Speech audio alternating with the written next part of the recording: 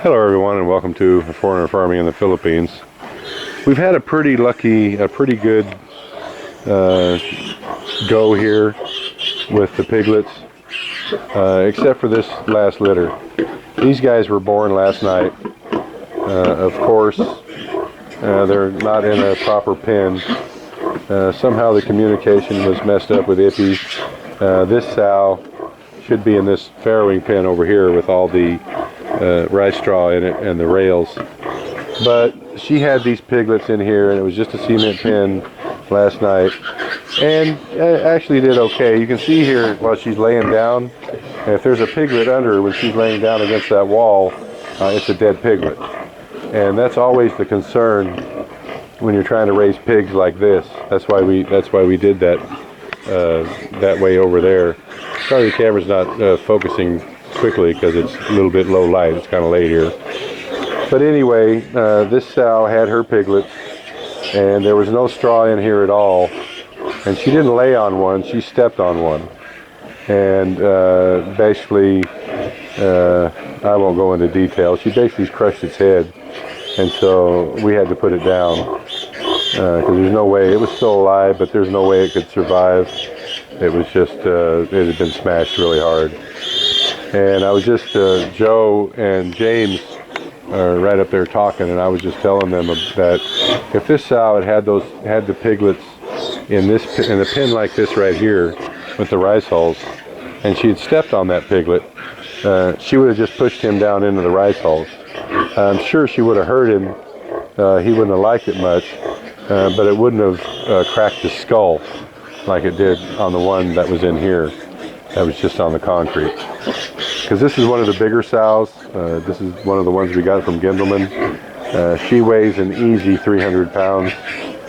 So any one of her feet could have 75 pounds on it, on an area that's, you know, as big as your big toe. So her stepping on one of the piglets is just not a good thing. We're trying to get these pens done. Today's Sunday, all the workers are off except for Ippy. They're coming back on tomorrow. And we're going to make a few more farrowing pens, and we're not going to make any more double pens for space until we move out some of these sows that have piglets now. I had wanted to continue making double pens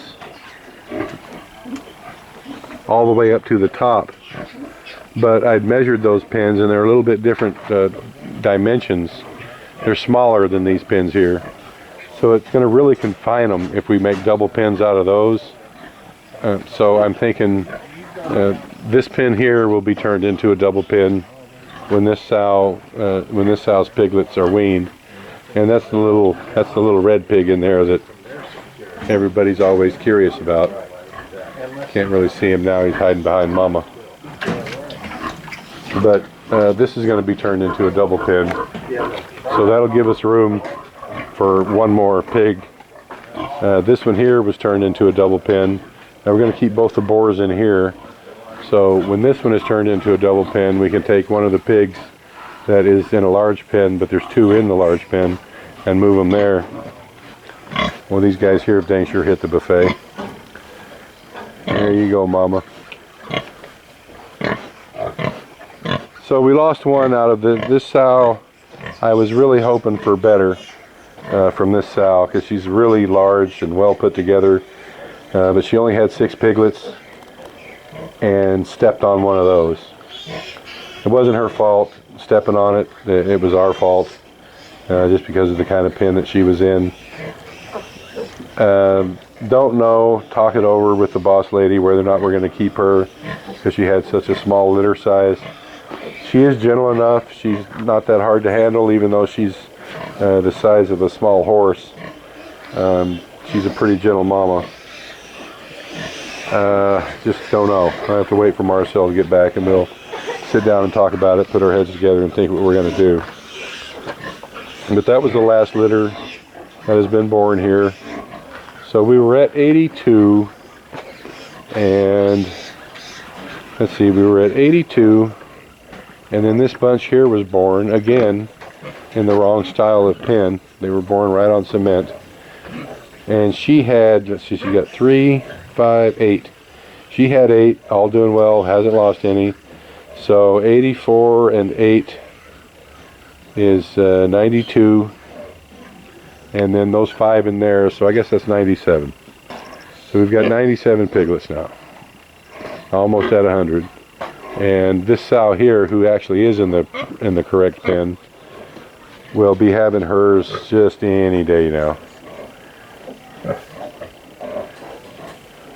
can tell by looking at her, it probably won't be tonight, but by her belly, it's going to be pretty quick, and her udder's filling up. So pretty soon she'll be having her piglets, and that'll probably take us over 100. Not that we're really obsessed with the numbers, but it's nice. It means this farm is actually going to start paying for itself instead of being a one-way financial street like it has been for the last 2 years. My wallet's starting to cry. So we're looking forward to actually being able to sell some of these, and we're gonna be selling. And we've got an order for 15 that we weren't expecting. So we'll probably sell those 15. Well, thank you, sir. Yeah. You're the best, Joe. I figured you might be thinking about it. So anyway, we've got those 15 sold already. All of them are sold, but this was kind of a special request, so we're gonna cut out 15 and sell to this guy. They actually live on here on Bohol. It's a nice couple, so we're gonna sell them some. So there's the famous red pig. You can get a good look at him now. Her now. It's actually a little sow. She's a pretty good mom. All these sows that are good moms will keep probably one piglet out of them that has at least 13, 14 teats. That's kind of the rule of thumb. So we'll, because you can only get like a maximum of 10 litters out of a sow, and really even after 8, you're kind of pushing it. The piglets, their udders and teats, from having so many piglets, they'll start losing teats, just from their babies chewing on them and whatnot, and a little mastitis once in a while. It's always something. And it seems like the older they get, the more piglets they have, and so the milk production goes down and the litter size goes up, and you end up bottle feeding a bunch. That never works out really well. It's just a pain. So 8 or 10 litters, and you got to get rid of them. Here, I know after 5 years I'm going to be really attached to these pigs. So, and it'll take about 5 years to have 10 litters. So I know that most of these pigs, and why it won't make financial sense, most of these sows that are here and make it that long, and like especially Petunia here, I can tell you we're never going to sell her even after her 10th litter. But we'll probably stop breeding them and just make a little enclosure for them, a little home for them, and let them live out their days. Doesn't make financial sense, but you know what? It's not always about the money. When you love animals like I do, I mean, it was a thing. Don't you? You're not going to chew on my finger, are you? Huh? You want that banana leaf? Mm-hmm. She's kind of got me trained now that when I come by her pen, I've got to get her part of a banana leaf. So I'm going to get her a few little scraps of this banana leaf, whatever I can get with one hand. All right, Petunia, there you go. Knothead. Yeah, Petunia thinks the banana leaves are pretty good. Mm-hmm. And it's a little snack to break up her day. And now this one over here, she's kind of figured out that I'm giving somebody special attention, and she always jumps up on her pen now. So I'm going to throw a leaf or two at her too. That's the thing with pigs. They're so intelligent and really pretty sweet animals. When they grow wild, they're not so fun to be around. Right. But when you raise them, they're just nice animals. And me being the old softy that I am, I get attached to them, and that's what it is. Yeah, darling, it looks like Joe's going to come around and bring you a little snack. And you've already finished yours up, huh, Petunia? All right, I'll get you some more. Like I say, she's training me, not the other way around.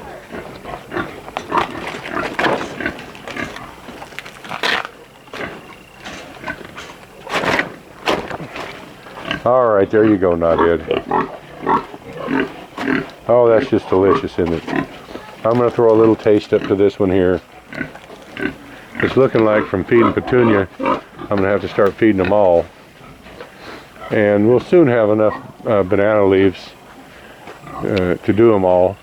I know everyone has said, and I knew it before, but it wasn't in the forefront of my mind. I knew it before, you shouldn't have more than 5 or 6 leaves on these trees, on the banana trees. And these haven't been taken care of at all, because really bananas are pretty, they're pretty self-taken care of. But Philip told me a long time ago, years ago, you should keep the leaves trimmed on them, that they'll produce bananas better. So we'll come through here occasionally and hack away one tree at a time and feed them to the pigs. There you go. Yeah, she got it? Yep. You're the best, Joe.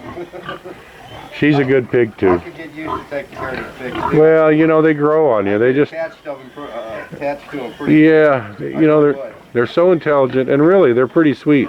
Yeah. They're sweet animals, and they aren't aggressive. They're not, even the boars, they're not, you know, they're not assholes, let's put it that way. Get used to taking care of them and enjoy it. Yeah, and I do enjoy it. Yep. They're a lot more like dogs than you would think. Yeah, they are. Well, Petunia, doggone it, you ate all that.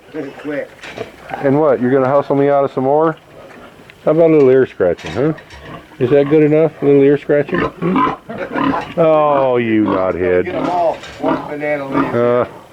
I've got to give that one a little something. No,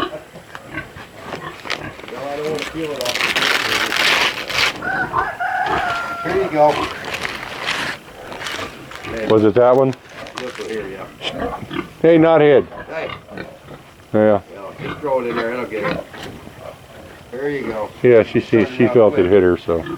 All right, Petunia, here. That's it. That's all you get. It's kind of like feeding Nene potato chips. You're right. She keeps bugging me until the bag's gone. Well, I'm going to wrap this one up, guys. James is up here patiently waiting for me to come up here. What are you doing? Have you had a banana leaf today? This is one of the boars that we've just run out of room for a pin, so he's on a rope here. And I hate to do it that way, but we can't. We don't have room for him right now. Oh, that one, yeah. And we can't let him run loose. Yeah, that's why. So, here you go, buddy. Dog made a hole in it, yeah. There you go. There you go. You're a good boy. So thank you, everyone. Please like, comment, share, and subscribe.